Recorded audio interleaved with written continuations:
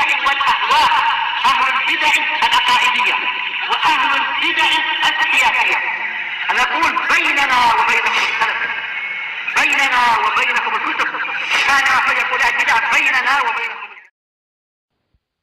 الحمد لله رب العالمين، والصلاة والسلام على رسوله الأمين وعلى آله وأصحابه ومن تبعهم بإحسان إلى يوم الدين. أما بعد. Ikhwanil kiram rahimani wa rahimakumullah. Pada pembahasan kemarin kita mempelajari tentang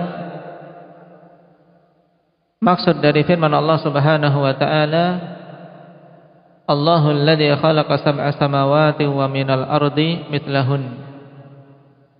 Bahwasanya Allah menciptakan 7 langit dan menciptakan bumi yang semisalnya. Dan telah kita lewati bahwasanya kesamaan antara langit dan bumi itu dari sisi apa? Apa Mujahid? Dari sisi jumlah. Nah, sama-sama 7. Dan 7 yang dimaksud adalah 7 lapis, bukan 7 bumi masing-masingnya sendiri-sendiri yang ada padanya makhluk sendiri-sendiri sebagaimana bumi yang kita huni. Walaupun datang riwayat dari sebagian sahabat yaitu Ibnu Abbas radhiyallahu anhuma, maka tetap tidaklah mengubah makna yang hak ini. Adapun jawaban untuk athar Ibnu Abbas bagaimana? Indak Umar. Yang pertama, dari sisi riwayat dikatakan oleh Imam Al-Baihaqi rahimahullahu taala bahwasanya athar tersebut syadz bimarrah, yaitu sangat syadz. Kemudian jawaban kedua,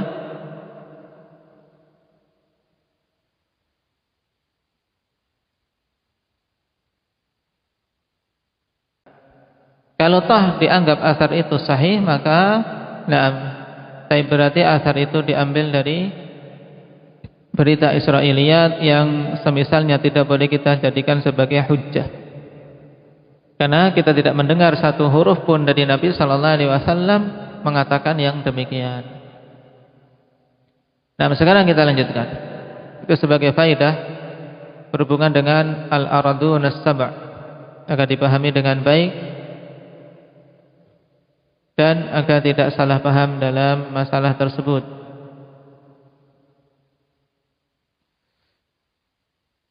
Qala Syekh Muhammad bin Abdul Wahhab rahimahullahu taala, wa min makhluqatihi samawati as-sab'u wal arduna as-sab'u wa man fihinna wa ma bainahuma.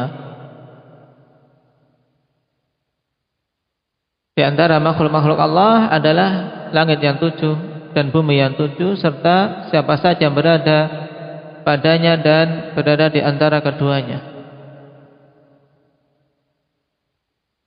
Wa dalilu qauluhu ta'ala, wa min ayatihi al-lailu wan-naharu wasyamsu wal-qamar la tasjudu lisyamsi wala lil-qamari wasjudu lillahi alladhi khalaqahunna in kuntum iyyahu ta'budun. Di antara ayat-ayat Allah Subhanahu wa taala adalah malam dan siang, matahari serta rembulan. Maka jangan kalian sujud kepada matahari, jangan pula sujud kepada rembulan, dan sujudlah kalian kepada Allah Subhanahu wa taala, Zat yang telah menciptakan makhluk-makhluk itu semua apabila kalian betul-betul mau beribadah kepadanya.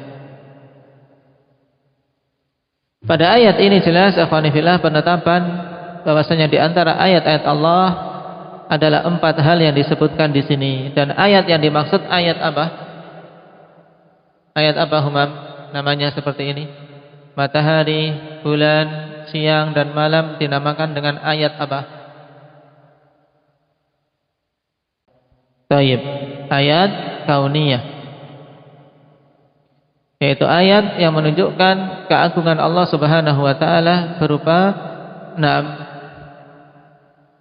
perkara-perkara yang ada di jagat raya ini dari makhluk-makhluk yang luar biasa, yang tidak akan mungkin itu semua terjadi kecuali dengan ketetapan Zat yang Maha Pencipta, yaitu Allah Subhanahu wa taala.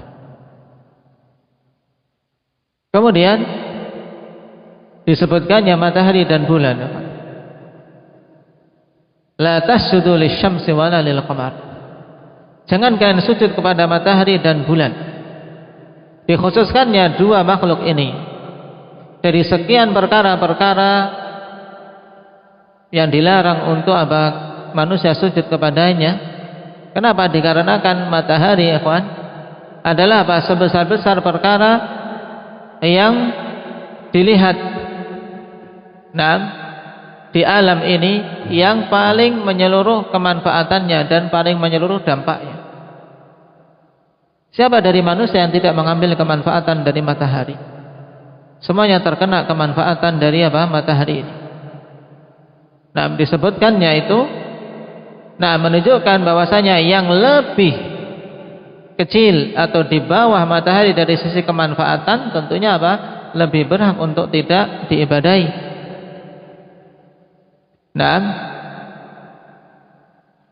Makanya Syekhul Islam Ibnu Taimiyah katakan dalam Majmu' Fatawa, ikhwan, wasyamsu a'dhamu ma yura fi 'alamis syahadah wa 'ammahu naf'an wa ta'thira.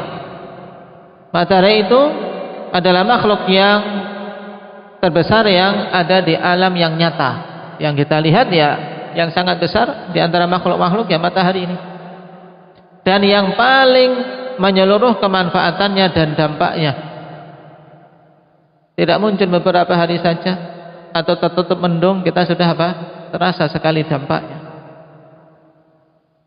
Maka fannahyu anis sujudi laha nahyun amma huwa dunaha bi tariqil aula minal kawakibi wal asjar. Maka pelarangan dari sujud terhadapnya itu merupakan pelarangan dari sujud terhadap hal-hal yang di bawahnya secara lebih utama lagi. Kalau matahari yang seperti ini keadaannya dilarang, maka yang di bawahnya lebih-lebih lagi dilarang. Dari makhluk-makhluk yang berupa bintang-bintang maupun pepohonan. Ini jelas, ikhwan. Kemudian ketika Allah melarang la tasjudu lisyamsi wala lil qamar, jangan kalian sujud kepada matahari, jangan pula sujud kepada bulan. Seakan-akan datang setelahnya pertanyaan, lalu kepada siapa kita sujud? Maka Allah Subhanahu wa taala tegaskan setelahnya, wasjudu lillah alladzi khalaqahun. Dan sujudlah kalian kepada Allah Subhanahu wa taala yang telah menciptakan itu semua. Semua makhluk Allah yang menciptakan, maka dialah yang berhak untuk kita menyerahkan peribadatan kepadanya. Taib, in kuntum iyyahu ta'budun, apabila kalian itu memang benar-benar hanya beribadah kepadanya. Jika kalian benar-benar ahli tauhid, maka ya harus hanya beribadah kepada Allah semata.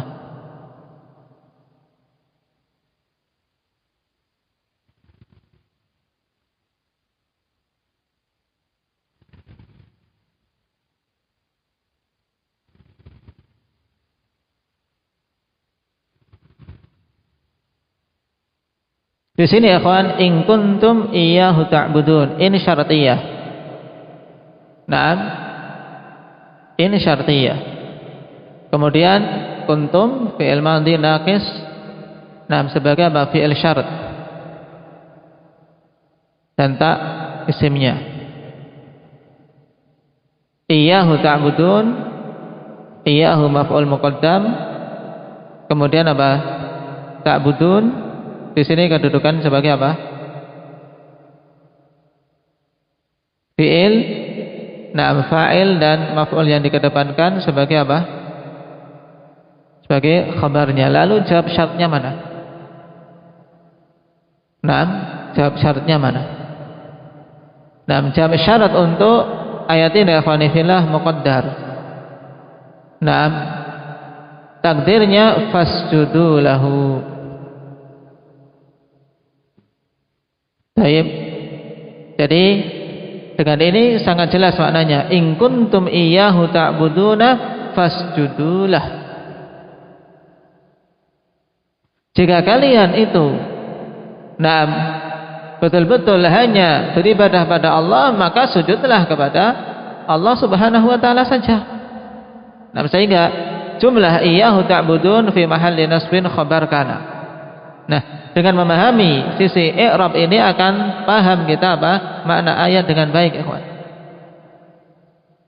Sehingga dari sini sangat penting seorang memperkokoh bahasa Arab. Ya, memperkokoh bahasa Arab. Karena dia akan merasakan balaghatul Quran yang luar biasa ketika dia betul-betul paham bahasa yang mulia ini, bahasa Arab. Maka ijtahidu, yang belum bisa berusaha sungguh-sungguh untuk bisa. Hendaknya punya tekad. Aku sudah nyantri sekian-sekian tahun, harus bertekad bisa membaca kitab, mempelajari, memahami bahasa Arab, sehingga dengannya dia akan merasakan nikmat dalam dalam mempelajari Al-Quran. Jadi mempelajari Al-Quran.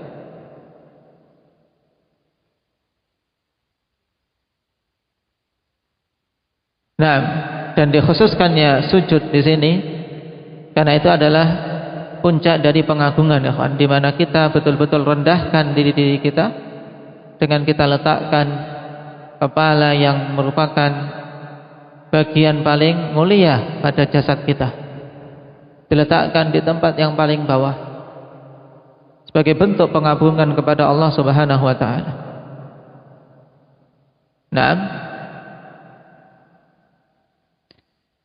Sebagai isyarat untuk apa? Kita juga serahkan ibadah-ibadah yang lain semata-mata untuk Allah Subhanahu wa taala. Kemudian dalil yang kedua, wa qauluhu ta'ala inna rabbakumullahu alladzi khalaqas samawati wal arda fi sittati ayyamin thumma istawa 'alal 'arsy yughshil laila wan nahar yughshil lailan nahara yatlubuhu hatitha wasyamsa wal qamara wan nujuma musakhkharatin bi amri ala lahul khalqu wal amru tabarakallahu rabbul alamin. Ini juga ayat yang agung, padanya faedah yang sangat banyak dalam pembahasan yang luas. Inna rabbakumullah, sungguhnya Rabb kalian itu adalah Allah. Di sini Allah tegaskan dengan inna yang memiliki makna taukid. Sungguhnya Rabb kalian, berarti apa? Yang menciptakan, yang memiliki kalian, yang mengatur semua urusan-urusan kalian adalah Allah. Apa makna Allah? Kita menyebut dalam hari-hari kita dengan jumlah yang mungkin tidak bisa kita hitung. Lafzul jalalah Allah maknanya apa? Apa maknanya? Indaka Ukasha al-ma'luh, yaitu al-ma'bud, yang diibadai. Ini makna Allah. Apa maknanya di sini? Al-ma'bud, yaitu yang diibadai. Jadi kalau kita menyebut Allah, jadi berarti kita mengakui bahwasanya Allah itu adalah satu-satunya zat yang kita ibadahi.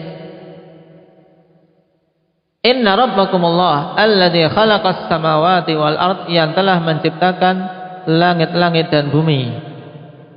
Fi sittati ayyamin, pada 6 hari.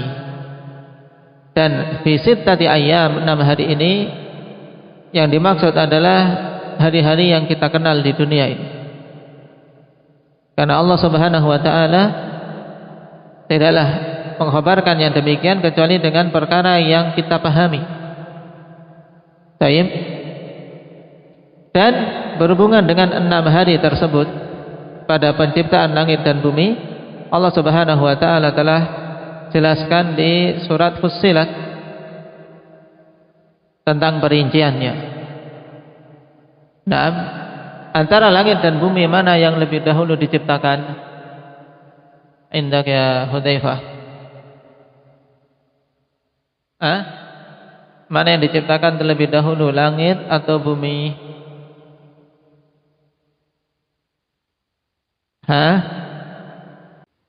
Tayyib. Ini dipahami ya akhwani fillah, terutama karena pada ayat di surat Fussilat seorang mungkin akan salah paham. Nah, maka kita baca ayat ini, coba diperhatikan. Yang belum hafal maka lihat di mushaf. Allah Subhanahu wa taala katakan, qul innakum latakfuruna billadzi khalaqal arda fi yawmain wa taj'aluna lahu andada dzalika rabbul alamin. Katakanlah wahai Rasul kepada orang-orang musyrikin itu, apakah kalian akan kufur pada Allah Subhanahu wa taala, zat yang telah menciptakan bumi dalam 2 hari. Naam. Kemudian kalian jadikan sekutu-sekutu bagi Allah yang kalian ibadahi bersama dengan kalian beribadah kepada Allah Subhanahu wa taala. Di sini tegas penciptaan bumi 2 hari ya kawan. Kemudian wa ja'ala fiha rawasiya min fawqiha wa baraka fiha wa qaddara fiha aqwataha fi 4 ayyamin sawa'an lis-sa'ilin. Kemudian Allah Subhanahu wa taala jadikan di bumi itu rawasi, yaitu gunung-gunung yang kokoh di permukaannya. Kemudian Allah berkahi padanya sehingga siap untuk diolah oleh manusia. Keluar darinya tumbuhan-tumbuhan, dan Allah Subhanahu wa taala takdirkan padanya rizki-rizki bagi penghuninya. Naam, sehingga mereka bisa bercocok tanam. Dan ini apa? Fi 4 ayyam. Nah, maksudnya dalam 4 hari ini khonifillah, yaitu dalam apa? Fi tamami 4 ayyam. Pada apa? Kesempurnaan 4 hari. Paham? Maksudnya di 4 ayyam, yaitu dihitung dengan 2 hari yang sebelumnya pada penciptaan awal. Penciptaan awal 2 hari. Kemudian apa? Dipancangkan yang gunung-gunung, tetapkannya hal-hal yang bermanfaat bagi hamba-hamba di muka bumi ini selama 2 hari. Jadi fi 4 ayyam ay fi tamami 4 ayyam, yaitu dihitung dengan 2 hari yang awal. Paham? Bukan 4 hari pada pemancangan gunung-gunung ini saja. Nah, di sini biasanya yang apa? Yang rancu dalam memahami, sehingga dihitung 4 ditambah 2 menjadi 6, berarti habis 6 hari itu untuk penciptaan bumi saja. Ini keliru ya kawan. Jadi penciptaan bumi dari semenjak tidak ada menjadi ada selama 2 hari. Kemudian Allah Subhanahu wa taala tetapkan padanya gunung-gunung, pepohonan dan seterusnya, selama apa? Selama 2 hari, sehingga sempurna penciptaan bumi selama 4 hari. Tsumma stawa ila sama' wa hiya dukhan. Faqala laha walil ardi itiya taw'an aw karhan qalata atayna ta'i'in. Naam, faqadahunna 7 samawatin fi yawmain. Kemudian Allah Subhanahu wa taala istiwa. Naam, di atas langit, ay qasada ila sama. Sebagian menafsirkan qasada ila khalqis sama, yaitu kemudian Allah menghendaki penciptaan langit yang saat itu apa? Berupa dukhan sebelumnya. Kemudian Allah katakan kepada langit dan bumi, tunduklah. Naam, i'tiya taw'an aw karha. Itu perintah untuk tunduk, baik dalam keadaan tau'an au karha, dalam keadaan senang hati maupun dalam keadaan terpaksa, semuanya harus tunduk pada Allah Subhanahu wa taala. Kemudian faqadahunna sab'a samawatin fi yaumain. Allah Subhanahu wa taala ciptakan 7 langit ikhwani fillah selama 2 hari. Sehingga sempurna penciptaan langit dan bumi dalam 6 hari ikhwan, dan ditetapkannya selama waktu ini ya tentunya ada hikmah padanya, bukan karena Allah tidak mampu untuk menciptakan sekejap, tapi Allah Subhanahu wa taala ciptakan dalam 6 hari untuk suatu hikmah yang agung. Nah, di antara yang disebutkan oleh para ulama dari sekian hikmah yang ada, yaitu untuk mengajari kita ta'anni, mengajari kita seorang tidak terburu-buru. Untuk tidak terburu-buru. Padahal Allah Subhanahu wa taala mampu untuk menciptakan dengan kalimat kun fayakun, seketika itu jadi, tapi Allah ajarkan kepada hamba untuk apa? Untuk bersikap ta'anni. Nah, para ulama rahimahumullah taala, sebagaimana dikatakan oleh Ibnu Jarir, al-yaum alladhi ibtada Allah taala dzikruhu fihi. Naam, baik.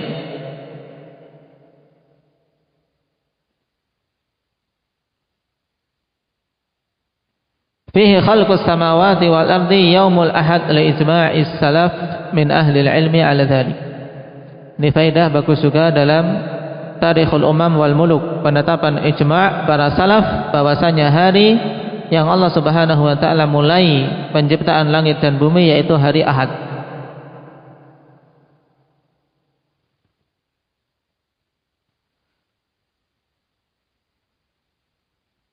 Di antara istinbat untuk menetapkan ini dikemukakan oleh Syekhul Islam Ibnu Taimiyah rahimahullahu taala dalam Majmu' Fatawa beliau katakan waqad tsabata fil hadits sahih al muttafaq ala sihhatihi anna akhiral makhluqati kana Adam khuliqa yaumal jum'ah wa idza kana akhirul khalqi kana yaumal jum'ah dalla ala anna awwaluhu kana yaumal ahad li'annaha sittah.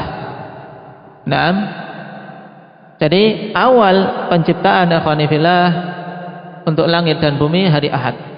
Diambil dari mana? Karena penciptaan Adam berdasarkan dalil yang muttafaqun ala sihhatih, yang disepakati kesahihannya. Adam diciptakan hari apa? Hari Jumat. Ini dalilnya jelas. Adam diciptakan hari Jumat. Dan Jumat itu kalau akhir dari 6 hari berarti hari pertamanya apa? Mundur 6, berarti hari pertamanya jelas Ahad. Dan ini juga sesuai dengan penamaannya, hari yang pertama Ahad.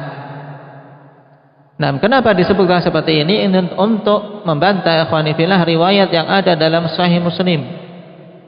Nah, riwayat dalam Sahih Muslim dikatakan khalaqallahu turbah yaumas sabt. Allah menciptakan turbah, yaitu tanah pada hari Sabtu. Kemudian disebutkan hari Ahad, hari Senin dan seterusnya penciptaan yang semuanya berhubungan dengan bumi. Nah, riwayat hadis ini walaupun datang dalam Sahih Muslim, para immatul hadis seperti Imam Bukhari, Yahya ibnu Ma'in, Abdurrahman ibnu Mahdi dan yang lainnya mengatakan bahwasanya riwayat itu ada cacatnya. Dan Imam Bukhari mengatakan as-sahih annahu mauquf ala Ka'ab al-Ahbar.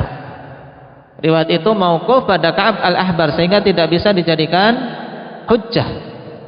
Makanya dalil dalam masalah ini ya tadi, dalil tentang penciptaan Adam di hari Jumat, berarti awal penciptaan langit dan bumi itu pada hari Ahad. Juga Imam Ali Al-Madini, guru Imam Bukhari rahimahullahu taala, menegaskan tentang apa? Illah pada riwayat yang ada dalam Sahih Muslim itu. Naam.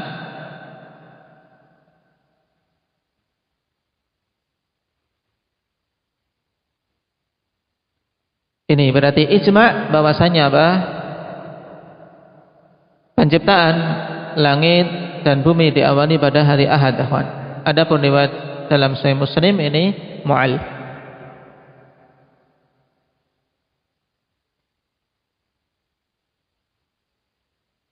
Tsumma stawa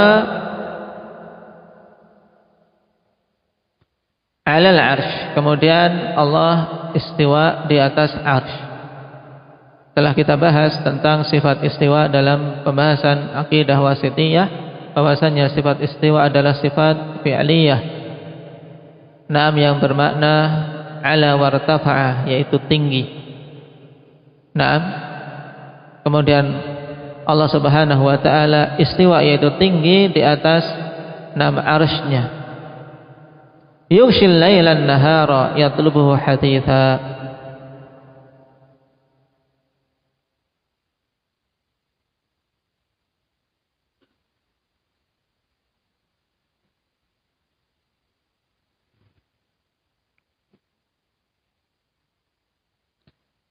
Yang dimaksud dengan at-taghsyiyah pada asalnya adalah ilbasu syai' bi syai'.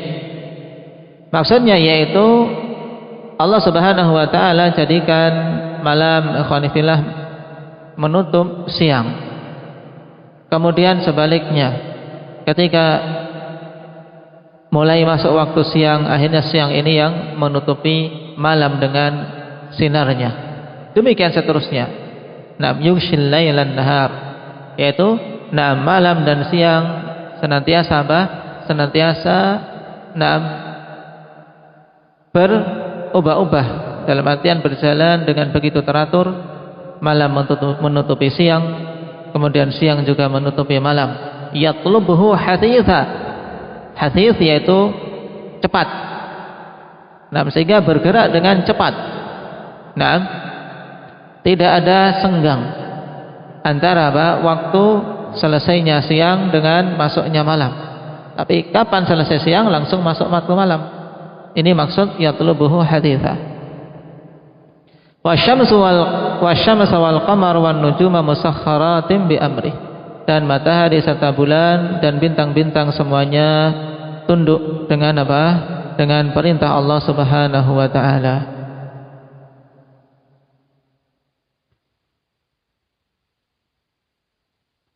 Ala lahul khalqu wal amr tabarakallahu rabbul alamin. Ketahuilah bahwasanya hanya hak Allah Subhanahu wa taala saja penciptaan dan kalam. Al khalqu yaitu penciptaan semua makhluk. Adapun al amru ikhwani fillah huwal kalam al mutadammin lisyara'i wan nubuwat, wal amr yatadammanu ahkamahu diniyah asy-syar'iyyah. Nah, bagi Allah al-khalq penciptaan dan al-amr yaitu apa? Perkataan, bahwasanya kalam yang terkandung di dalamnya syariat dan perkara-perkara yang berhubungan dengan hukum-hukum agama ini. Makanya para ulama berdalil dengan ayat ini bahwasanya Al-Qur'an itu kalamullah, bukan makhluk. Kenapa? Karena Allah bedakan antara al-khalqu dan al-amru. Tabarakallahu rabbul alamin. Makna tabarak, yaitu apa? Katsirul barakah, yaitu zat yang banyak kebaikannya. Juga makna yang lain bermakna ta'ala wa ta'azam, maha tinggi Allah, maha agung Allah Subhanahu wa taala, zat yang penuh dengan kebaikan. Rabbul alamin, Rabb semesta alam. Baik, ini dua ayat yang dibawakan oleh Syekh rahimahullahu taala yang menunjukkan bahwasanya dialah zat yang berhak untuk diibadahi. Dan di antara yang menunjukkan hal itu adalah ayat-ayat dan makhluk-makhluknya. Kita mengenal Allah bi ayatihi wa makhluqatihi. Barakallahu fikum, naktafi bihadza walhamdulillahi rabbil alamin.